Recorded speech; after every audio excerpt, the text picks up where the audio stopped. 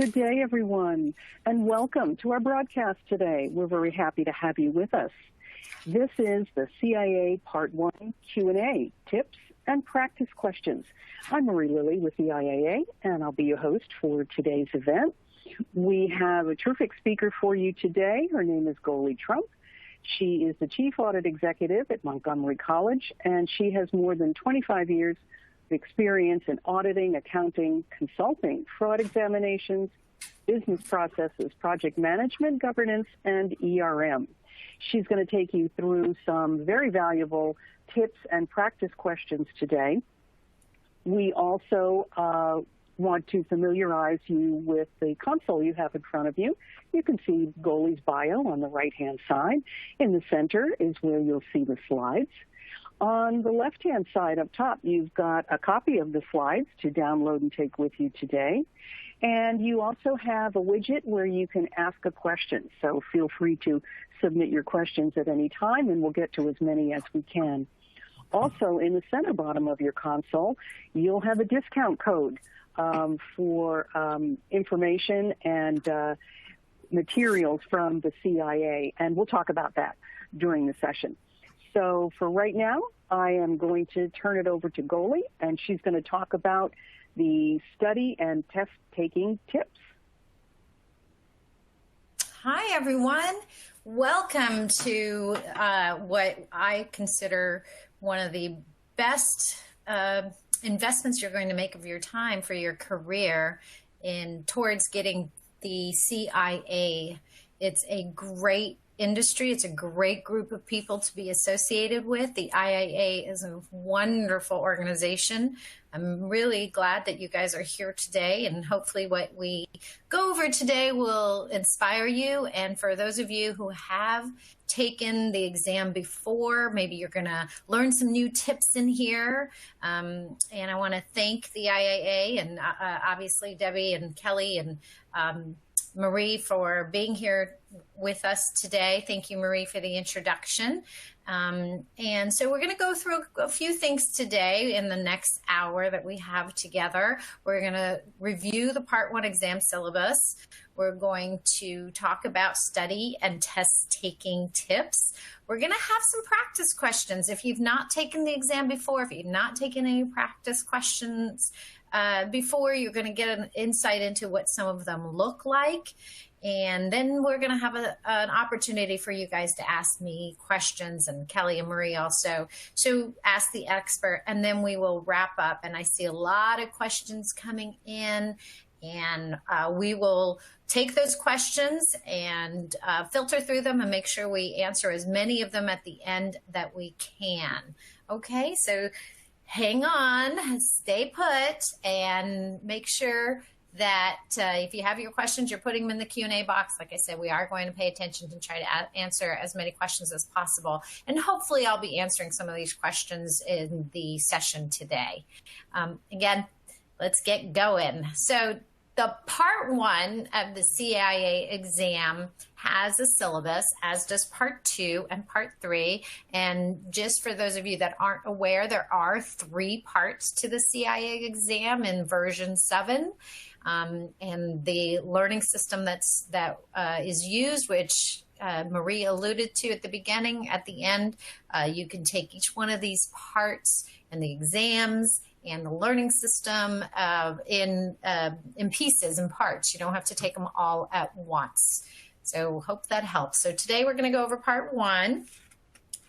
So the Part 1 of the CIA exam is really about the essentials of internal auditing. It goes over the foundations of internal auditing. We're going to talk about these all in a little bit more in a second, but independence and objectivity, proficiency and due professional care, quality assurance and improvement program, QAIP, governance, risk management and control, and fraud risks. What does that mean? So what is IPPF, which is the Red Book, the International Professional Practices Framework, which is the framework for internal auditors globally, goes over much of all of this, the essentials of internal auditing, in the Red Book in the framework itself. So during part one, Essentials of Internal Auditing, we get to dive into each one of these sections. And the IPPF, the Red Book, is a good complement to have while you're studying for part one. It's not necessary, but if you do take the opportunity to go through the learning system studying, and again, we'll talk about this a little bit at the end, you can do self-study or instructor-led study online, and there are some in-person classes starting up again. And so you have access to what's in the Red Book if you use the learning system. If you do not use the learning system, then the Red Book would be a nice tool to have on your bedside table. And I will tell you that it is useful while you're studying for sure. So the answer is yes, if you can have it. If anybody's asking that question, if you can get it, it would be useful. And again, it is electronically available. So what you're seeing on the screen is these percentages, and what that means is of the 125 questions, which you have 150 minutes to answer, 15% of the exam questions will come from Foundations of Internal Auditing. 15%. So the content, if you do the math, 125 questions times 0.15, you'll see that. And unfortunately, they're not in order. So you don't want to get too wrapped up about memorizing these things in order. The questions are variated throughout, segregated throughout the exam. So 15% come from Foundations of Internal Auditing. In the Foundations of Internal Auditing, we do look into the mission, the definition, the required standards, the mandatory standards, and the supplemental guidance. So a lot of what you find in Foundations of Internal Auditing is how the IPPF, the Red Book, is actually laid out. The other 15%, the next 15% that you see on here is the independence and objectivity. There are standards in the Red Book, the IPPF, about independence and objectivity. And in part one, 15% of the exam questions test the independence and objectivity standards. And you don't have to memorize all the standards. You have to be very comfortable with knowing what they say and being ready to answer questions about independence and objectivity. And again, we'll have some practice questions. So the idea that we're memorizing is not, some people do really well with memorizing, and I don't discourage that at all. For me, it depends on the content and the topic. If you feel comfortable memorizing, you can. With the CIA Learning Exam, flashcards and practice exams really help. So you'll learn what independence and objectivity is.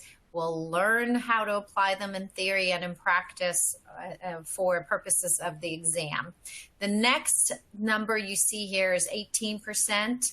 And 18% means that 18% of those 125 questions will test your knowledge and skills and professional and proficiency and due professional care. Again, the IPPF, the Red Book, has standards around proficiency and due professional care. So during the CIA exam, you can expect to see 18% of your questions in proficiency and due professional care. The next number you see is 7%, Quality Assurance and Improvement Program, QAIP.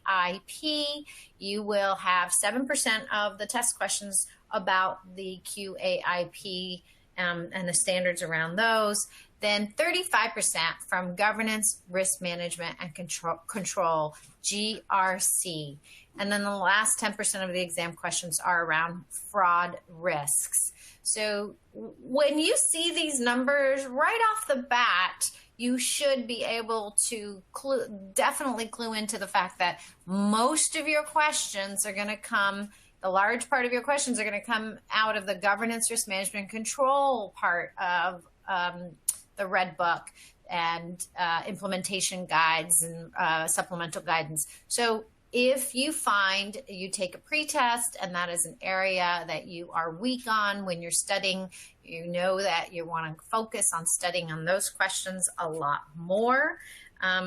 If you find that fraud risks is a very strong area for you, either by going through the exam practice questions or by looking at your learning system study materials, or by looking at the Red Book, then perhaps you don't spend as much of your time in studying fraud risk. So these percentages are there to guide you and to inform you. And this is to help you focus your studying. All told, with these 7 sections and 125 questions, you're looking at about a minute to 2 minutes per question. And yes, you can skip questions and go back. You would flag them and you can come back to them. That is not a bad test taking skill. The other thing you can do, which I advise, is actually answer the question, and you can still flag it to come back to it. So that way, if you've answered it and you're not 100% sure that your answer is correct, you can flag it and come back to it at any time. At any time during the 150 minutes. So let's move on to what the Part 1 syllabus tells us. First of all, the syllabus is aligned, as I mentioned, with the IPPF. So if you look at the IPPF, if you have the Red Book, Part 1 goes over all the parts that you can find in the Red Book. The Red Book, or the IPPF, is broken out into attribute standards and performance standards. And both of those are helpful as part of your Part 1 studying. That does include those 6 domains, as we mentioned before. But again, in the Red Book, you have the attribute standards, which are what you must do, and these are the definitions and the guiding principles. And then we have what we call the performance standards, which how you would the criteria by which you would use to conform to the standards. So as you're looking at the IPPF for Part 1, you are going to get tested on your knowledge, your skills, and your abilities related to the 6 domains, but they are going to focus mostly in Part 1 of the CIA exam on the attribute standards. Do you have to memorize them by number? No, you don't. But I can tell you that after you practice the exam test taking for a while, you'll get really comfortable with what the 1000 series or the 1100, 1200, and 1300 are. But no, you don't have to memorize what the 1000 series are or is, or the 1100 is. And it also focuses on the performance standard 2100. And again, not necessary to memorize all of the standards by number, but you do have to have a good sense of what is in the performance standards to help you understand the attribute standards. Okay, so I bet you guys want, this is why we're here, right? Studying and test taking tips. So I will tell you my favorite test taking tip is to set some time aside in your busy lives. And that could be morning, afternoon, evenings, weekend. I tend to be one of these people who likes to study in crunch time. So I'll be reviewing material as I go along. And then the last week before the exam, I really set aside focused time, but it won't be the first time I have seen it. So there are lots of good different ways to study. I've had colleagues who study every day on their lunch break. I've had flashcards that I take with me if I'm waiting in line at the grocery store or at a doctor's office. I have the flashcards, electronic or paper, whatever you're comfortable with. I put them in a plastic baggie, and as I get through the flashcards, I move them to a different plastic baggie. I've got a complete set, and I keep going through the flashcards. That's the same concept with the exams, the practice exams. And so these are some really good study tips, and let's show you some more. So again, choose your study method, and that means you could do online, instructor-led, online, self-study. There are in-person, instructor-led. So your choice, and we'll talk about how you can access the learning system, which is the study practice program for the CIA exam through the IAA. And you sit down and figure out what your plan is. The great thing about the learning system is that you do have a plan that you can get into the CIA learning system. There's a plan for you. You can take study tests, and it tells you how well you did. And if you don't have the learning system, you can, of course, set up your own plan. When are you going to study? Be realistic. I know I have kids, and so when I was studying, I had to be very realistic about when I was tending to my family obligations versus making time to study. I worked full-time. Some of us have to work full-time and still sit for the exam and study. So be realistic about when you're going to study. Avoid procrastination, and this could mean different things to different people. You might, as I said, I do really well with crunch time, but it's not a procrastination method for me. It's just one of those things that makes me focus better. But if you do procrastinate and put it off, you might find yourself having to move the exam date over and over again. So if you have a month or if you have 6 weeks, you've got a lot of time to choose your study plan and set it in motion. If you have less time than that, it's even more important not to procrastinate. So then you want to set a study plan. As I said, in the learning system, you can set up a study plan. If not, you can use an Excel spreadsheet, a project planning tool. You might be able to use your calendar and set reminders. How many of you love reminders in your calendar, right? If I live and breathe by them, if the alarm doesn't go off, sometimes I don't know where I'm supposed to be at what time. Set yourself a study plan in your calendar. That way, when the alarm goes off and it says study, and you're supposed to be studying for an hour that day, make it part of that day's schedule. I mentioned using flashcards, and again, you can make your own flashcards. Flashcards can go on an index card. You can do them electronically. If you make your own flashcards, you can make them small, big, whatever is easier for you. You'll put questions on the front end and answers on the back side of your flashcards. If you're not familiar with flashcards, they're just small pieces of paper. You can take a big 8.5 by 11 piece of paper and cut it out into 8 pieces and make flashcards on your own. I had scissors handy, and I was able to make some flashcards for one exam.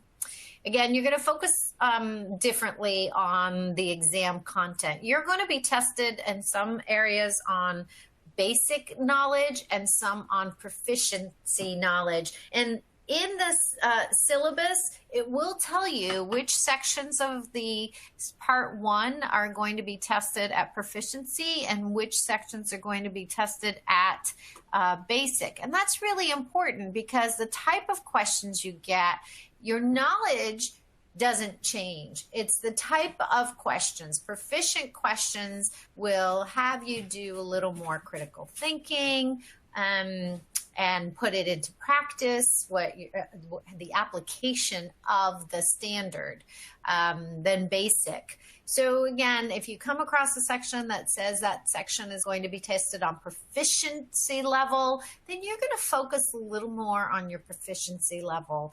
And again, the syllabus does help you identify. Let's see what else. Give me a second. And by the way, for those of you that are not seeing me on screen, that is deliberate. This is just a voice over. So understanding the application, this is the bullet right under focus on proficiency areas. I mentioned how when you are tested at the proficiency level, you are going to apply what you're learning in the exam question in a practical setting. You need to understand the application. Some of you, again, may want to memorize, but try to remember that some of the questions are going to be tested at the proficiency and application level. So you need to go beyond memorization. Whatever area you're comfortable with might be a pure memorization. Otherwise, you're really going to have to know how to apply the standard, the attribute standard. Prepare for computer-based test format. If you have not taken a computer-based test, you're sitting behind a screen and you can't move. You are being monitored. If you do it at a proctored site, Pearson VUE is the proctored site that the CIA learning system, the IAA uses. That the IAA uses. Pearson VUE is you register online after you've been approved to take the exam. You've registered for taking the exam.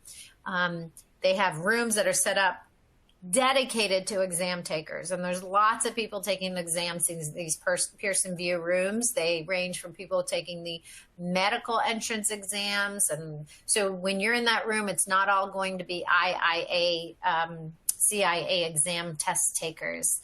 So you're not going to be allowed to take anything in the room except they give you pencils, so you can't even wear your watch in the room. So you want to be mindful about the computer-based test format. And many of you, if you've taken tests in a computer-based area, you know that there's a clock in the top right-hand corner of the computer that's telling you how much time you have. Try not to focus too much on the clock. But you want to take some practice exams that'll get you ready for the computer-based test format online. And the CIA learning system does have online practice exams, and they are timed so you can practice the computer-based test format. So paying special attention to the IPPF, yes, as I mentioned in the beginning, should you get it? Absolutely, as a complement to the CIA exam study. But you also, if you're going to be an internal auditor, you're going to need the IPPF. You might want to write an audit manual. This is one way to get more practice. An audit manual, an operations manual for auditing. You could reference the IPPF as you write it. You would have your mission statement. You would have your goals. You would have explanations of assurance activities and consulting activities. And then finally, you want to consider real life examples, because these are the types of questions that come up in real life examples as well. Let's see. Okay, so we're getting some questions on how the scoring works. And I'm going to answer that really quickly before we move on. Each exam question does contribute to your score, and it has been pre-tested. All the exam questions have been pre-tested for statistical validity. Your raw score is calculated based on the number of questions answered correctly and is converted to a reporting scale ranging from 250 to 750 points. So a score, you might want to know what's the score of passing. A score of 600 or higher is required to pass any part of the CIA exam. So part 1, 600, part 2, 600, part 3, 600. However, if you pass the exam, your score report will indicate just that. No numeric score will be provided. So it won't show you whether you got 600 or 750. It'll just show a pass. Score reports for failed exams will include the numeric score and a list of the syllabus domain areas where you could focus on improving your test taking. So when you complete the exam at the test center, you actually get a printed unofficial score report right away at the exam center.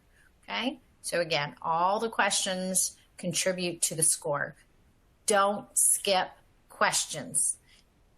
Answer every single question. Do not leave that exam, that test taking room without answering all of your questions. And I hope that answers how the scores are calculated.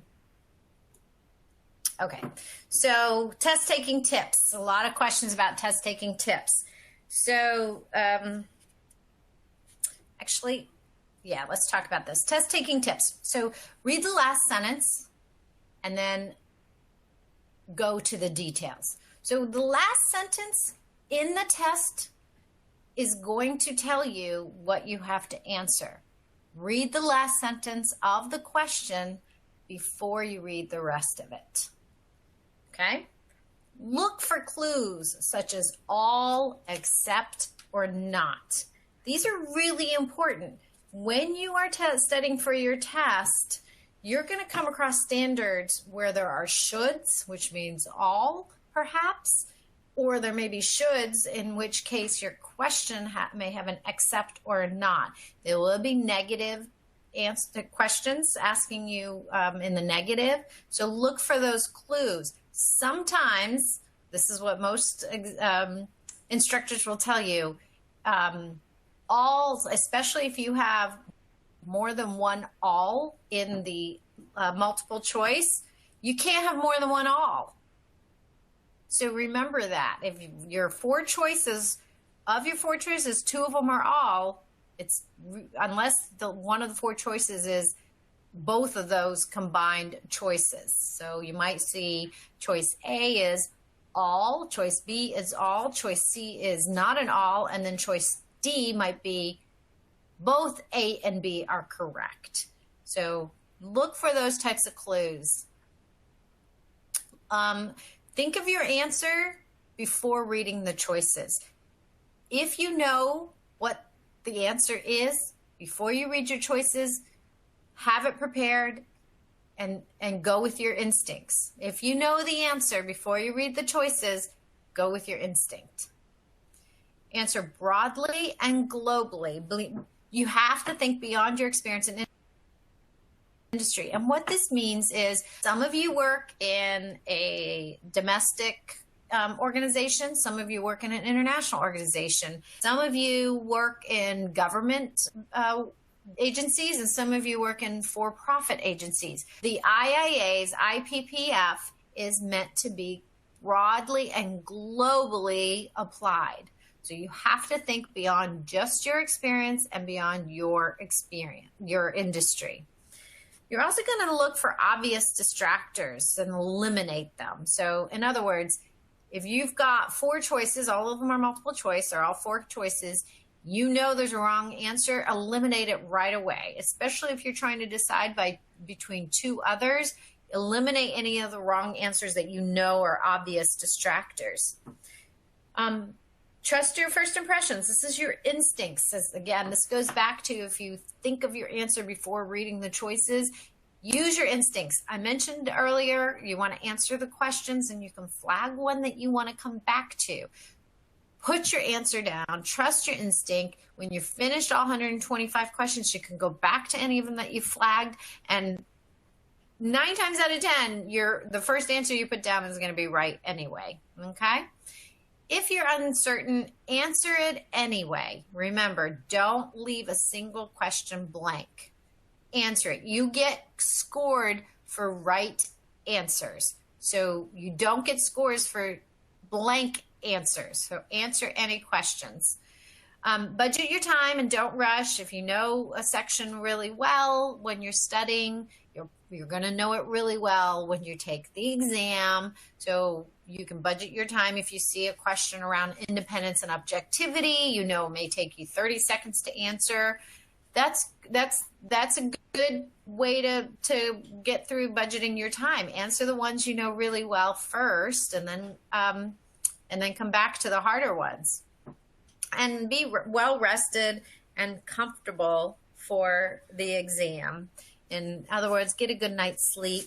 Don't go to the exam under duress. If you're normally hungry when you take an exam, practice exam, but you might want to go ahead and eat something. It helps with your energy. It helps with your brain power. It won't hurt you to make sure you have some nutrition and you're hydrated before you go into the exam.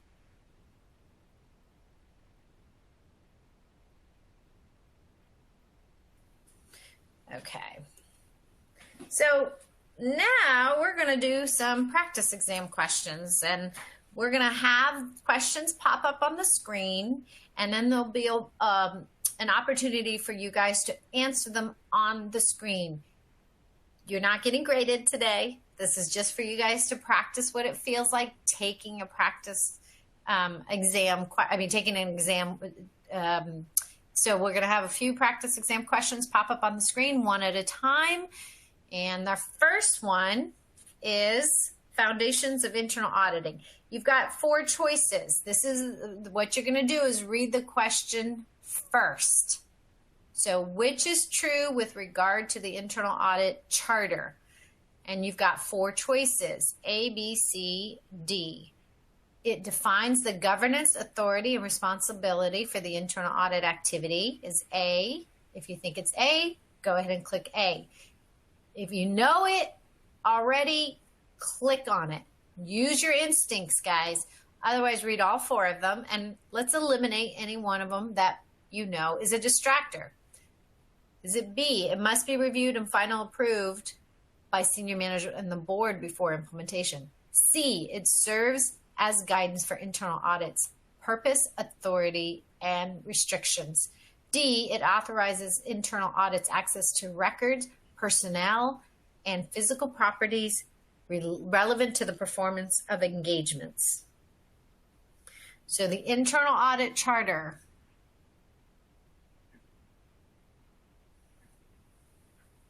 Go ahead and click on your answer, and then we'll display the answers. We'll wait till almost all of you have answered.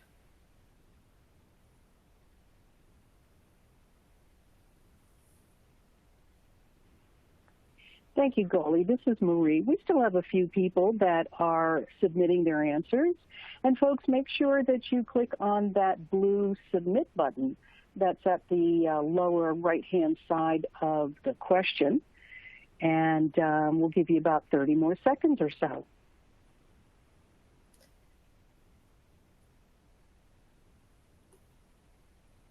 Some of you are putting your answer in the Q&A box. If you could put it up in the poll box and then click submit, as Marie said.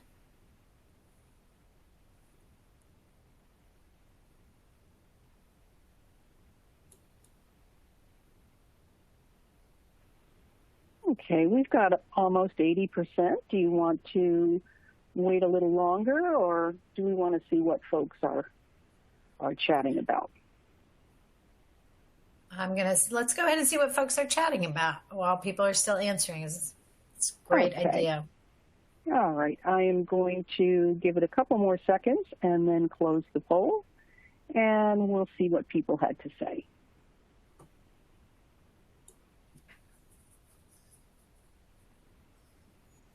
Okay, and here are the results. Okay, so 53, almost 54% of you answered A, 10.5% of you answered B, 17% answered C, and about 19% answered D. And let's go over the correct answer, and I'll explain why. So it's D. The Internal Audit Charter is actually a formal document that defines the activity of internal audit related to its purpose, its authority, and its responsibility. So it's governance is in there in the A answer. It defines the governance, authority, and responsibility. The word that is in there that's a distractor is governance. It's actually purpose. So that's why it is not A, but it's close, you guys. That was close. Then what serves as guidance, it's actually more than guidance, which is not C. C is guidance. It is the actual authority for our purpose, our authority, and our responsibility. So this relates to answer D. It authorizes internal audits access to records, personnel, and physical properties relevant to the performance of engagements. That is true because it has a formal authority by which we have access as internal audits to records, personnel, and physical properties as authorized in the internal audit charter. This is under standard 1000.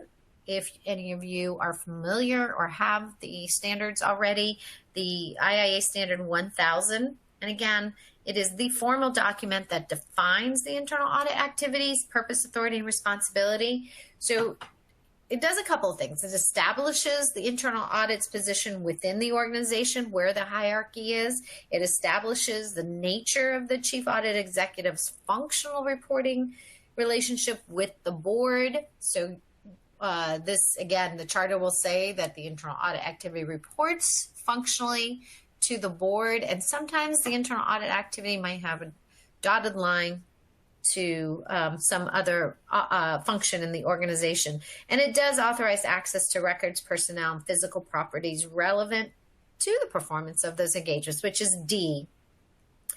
So final approval, which some of you selected B, it rests with the board, not with senior management. It rests with the board, and that is part of the independence and objectivity application of the internal audit standards. So not with the, it is not B because it is not approved by senior management.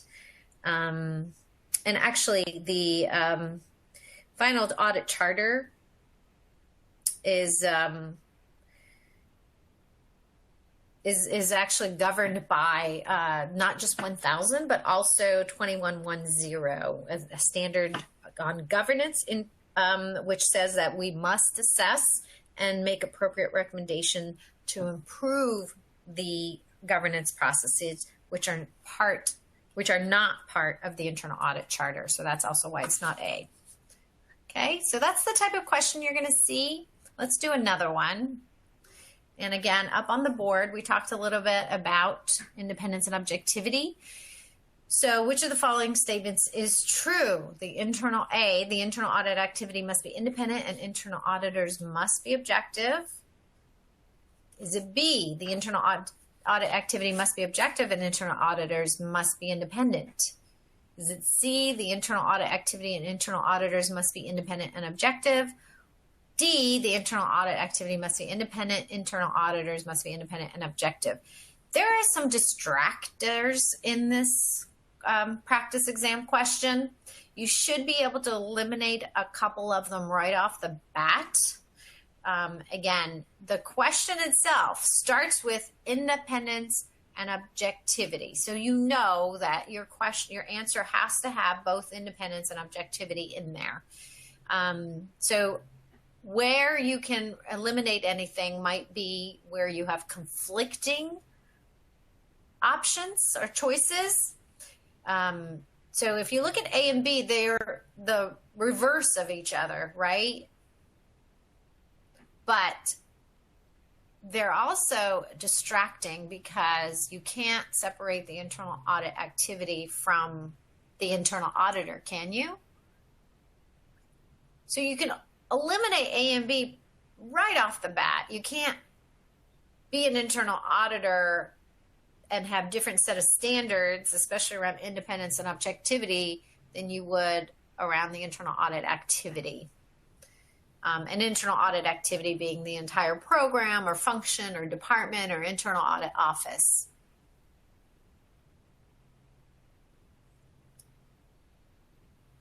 I'm sorry, I misspoke. You can eliminate B.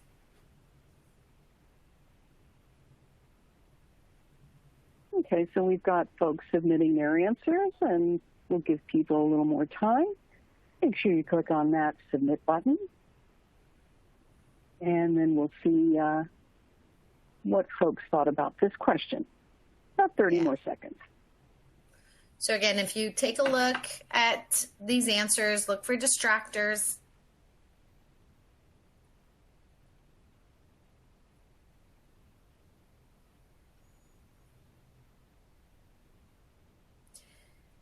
Remember where the charter had talked about the reporting line for internal audit activity to the board?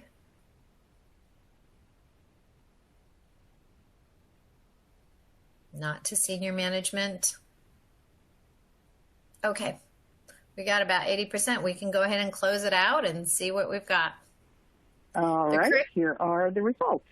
Thank you. And the correct answer is A.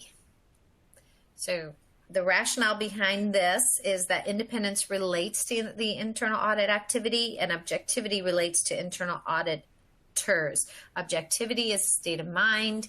Independence is the reporting structure for the internal audit activity. So the correct answer is A, and there is a standard called independence and objectivity on that. So auditors must maintain their objectivity, and the entire internal audit activity must be independent from senior management.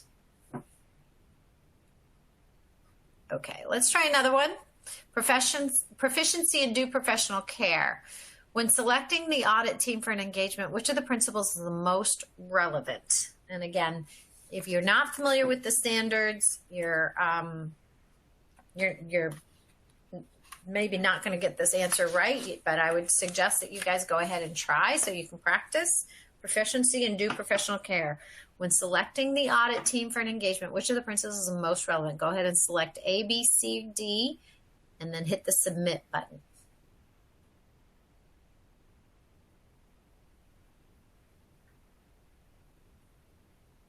Again, this has to do with the audit team that you're selecting for an engagement. Think about what would be the most relevant for when you're selecting an audit team. So let's say you're about to audit cybersecurity. Think about that as the engagement. What would be really helpful? What would be the most relevant if you're going to do a cybersecurity audit engagement? Is it going to be integrity, objectivity, confidentiality, or competency? Let's say you're going to audit bank regulations. Which one, again, would be most competent? You can think about any type of engagement. Which one is going to be the most relevant? And this is not saying that the other three are not relevant. Do you see the word most? That's what you're going for here. The word most is in there in the question.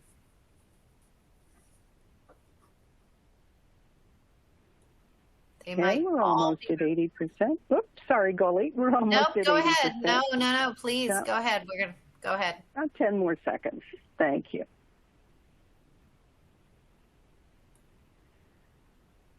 Okay, let's close that question and see what the responses are. Excellent. Very nice, you guys. Good job focusing. The answer is D. For those of you that answered A, integrity, B, objectivity, and C, confidentiality, those are important and relevant, but what the question is asking you is the most relevant. So the Code of Ethics competency principles, these are all 4 Code of Ethics principles: integrity, objectivity, confidentiality, and competency. The competency principle states that internal auditors must apply the knowledge, skills, and experience needed in the performance of internal auditors' audit services. Sawyer, who is known as many as the father of internal auditor, he's got an entire guidebook on internal auditing. And according to Sawyer, competency is probably the most relevant when selecting the audit team for the engagement. Again, integrity, objectivity, and confidentiality are important, but the most relevant is competency for an audit team for a specific engagement. That's what the question was asking you guys. Let's go on to another one. This is on the QAIP, Quality Assurance and Improvement Program. Notice how they gave you the standard number in this question, and they're not testing you on whether or not the questions, the standard number is correct. They're just making you aware of the standard. Again, as you're studying, you're going to become really familiar with the standard numbers, but you do not have to memorize them. Standard 1300 is Quality Assurance and Improvement Program. And this question asks, to implement QAIP, the Chief Audit Executive must consider requirements related to which essential component? Again, which essential component for QAIP? Read that last sentence first. Reverse it. Which essential component must be considered for a QAIP? Is it going to be the internal and external assessments? Is it going to be the proper use and explanation of non-conformance statements? Is it going to be the documented qualifications of external assessors? Is it going to be schedules of external assessments? The key word here is essential. It's similar to the question we had right before where it talks about the most. They're putting a qualifier in this question. Please pay attention to these qualifiers.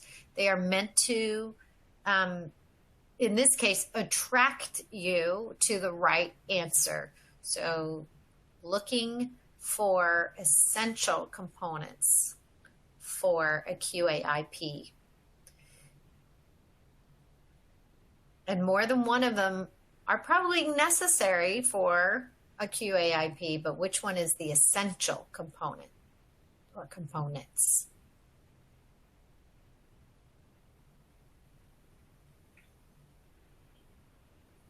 We'll give folks a little more time.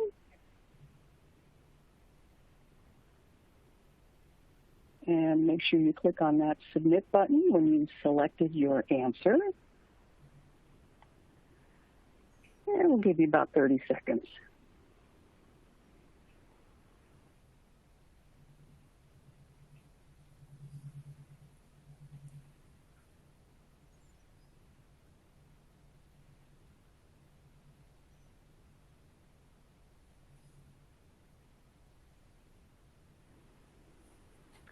Okay, I'm going to close this question and display the results. Okay, most of you picked A.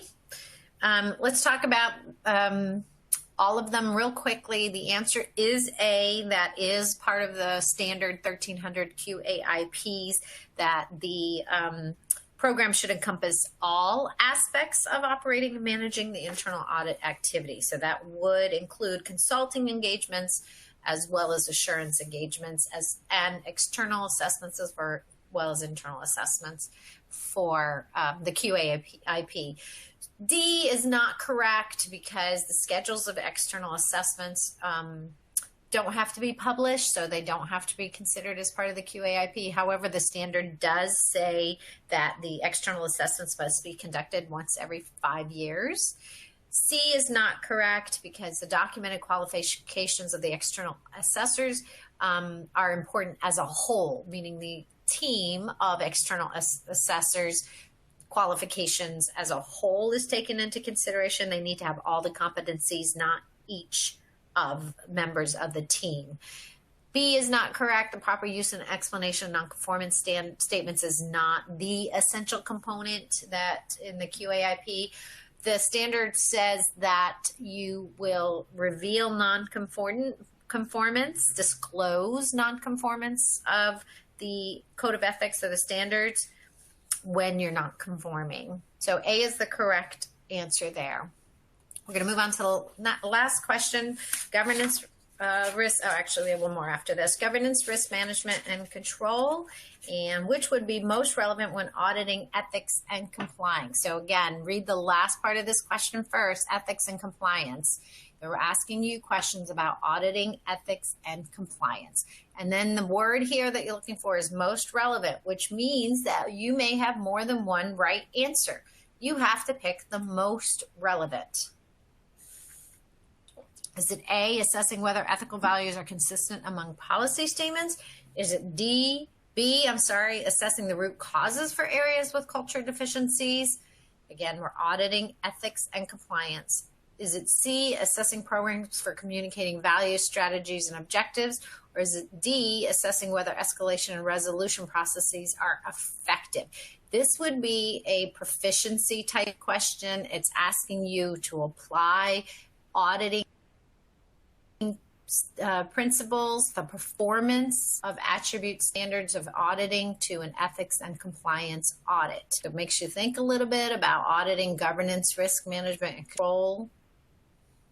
Go ahead and throw your answers up there.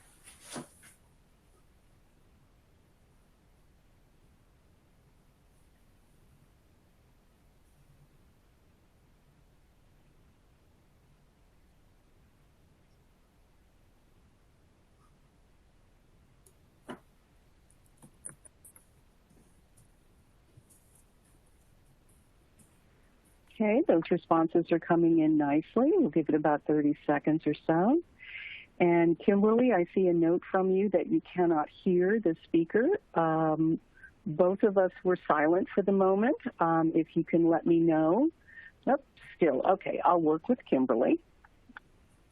So I'll give you about 30 seconds or so.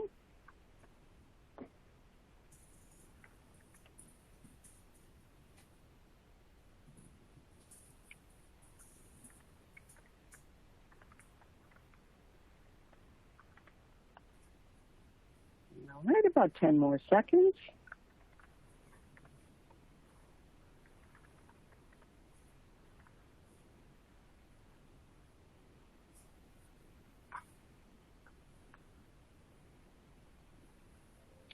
All right, let's close this question and see what the results are. Okay, so the correct answer here is D. We had about a quarter of you answering D, assessing whether escalation and resolution processes are effective. This is the most relevant when you're auditing ethics and compliance and governance, risk management, control. So what you're looking for here is assessing these processes is whether or not internal audit activity may be involved in ethics and processes related issues. It's not A, because assessing whether ethical values are consistent among policy statements is actually most relevant to ethics climate, not just ethics and compliance. So again, that's where you're paying attention to the last part of the question that was asked, ethics and compliance, but A only asks about ethics. Again, if you look at B, it only talks about culture deficiencies, not ethics deficiencies, so you can eliminate B as well. Okay? So one last question is on fraud risk. This is the last domain.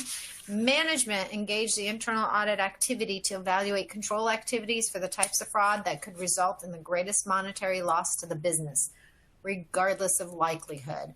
Here's the question. Internal audit should evaluate control activities for which types of fraud. You're trying to determine of your choices, read the choices, which type of fraud. There's 4 types of fraud choices given. Now look at the context. Control activities for the types of fraud that could result in the greatest monetary loss to the business.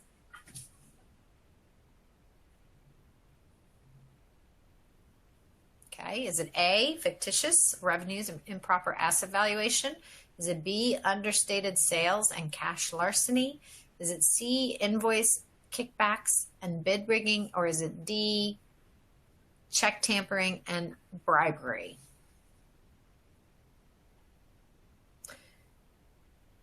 So greatest monetary loss regardless of likelihood. A, B, C, D, or D. So you're looking for the biggest loss from one of these 4 types of fraud. So if you when you're going through the practicing for the exam, you're going to learn a little bit about these different types of fraud risk, but really what you need to do is think about this area of auditing, which is monetary loss. And if you're not comfortable with financial statements or balance sheets. This might be an area where you're going to have to spend a little more time studying.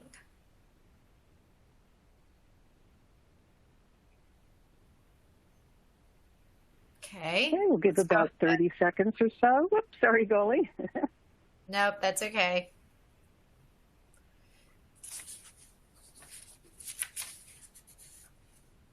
Let's go ahead and close it since we only have 5 minutes left. Marie, what do you think? All right. Yep. We've got most everybody. Here's the results.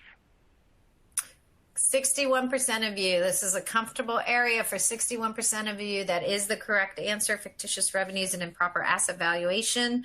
So revenues on financial statements can result in the largest gross appropriation of your financial statement. So financial statement fraud does cause the greatest loss, followed by asset valuation and corruption. You don't have to know memorize the order of fraud losses from a monetary standpoint. You just have to think about, in applying this fraud risk, where would you see the most loss? So the greatest median monetary loss is fictitious revenues and improper asset valuation. Now, overstated sales and cash larceny are examples of asset evaluation or asset misappropriation. So those could fall under A. So you probably rule out those because it's a subset of asset valuation. And check tampering is also an example of asset misappropriation. Bribery is a form of corruption.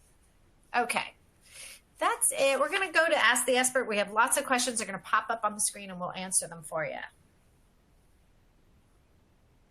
And Goli, we may not have time to get to too many questions. So I'm wondering if you want to talk about the webinar attendee savings and that discount code. Yes, let's do that. Okay, guys, we've got a great opportunity for you guys to, since you're attending this webinar today, to save 20% on the CIA learning exam. You can sign up for individual parts, and if you're an IA member, each part is $236 US. If you buy the full kit, parts 1 through 3, it's $636. If you're a non-member, it's a little bit higher, $260 US versus $716 US. And if you want, this is all electronic. I know a lot of you ask questions whether or not this is electronic. It is. If you want the printed books, it's an additional $32 US for each individual part. Or the full kit is $80. So it depends on what type of studier you are. If you prefer to have the printed books instead of electronic, or in addition to, then I highly recommend you get the printed books. You can write in them. You will still have access to the electronic, and you want to be able to utilize your electronic. If you have an iPad or a tablet, you can access it wherever you are on the go. You can access it on your phone. So if you're sitting on a metro or a subway and you want to study, that's a really great opportunity to have it electronically. There is a link, and all of you guys are going to get something after this Q&A with the link in it as well. It's good through May 31st. You're going to enter the discount code part 1 at checkout. And you do not have to take all 3 parts at once. You do not have to take the parts in order. If you're more comfortable taking part 3 first, by all means, you can do that. But if you're more comfortable going in order, you can do that as well. One great tip is parts 1 and 2 are related, or they build on each other, not off each other, but they build on each other. So I do recommend that you try to take parts 1 and 2 back to back while the information is fresh, and what you learn from part 1 will help you in part 2. I hope that helps. Any last minute questions?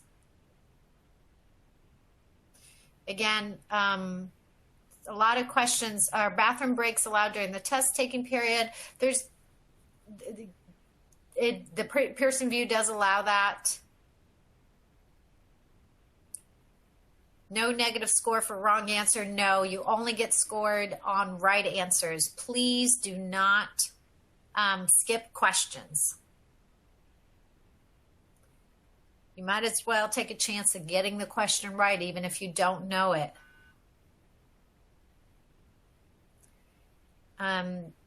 Let's see.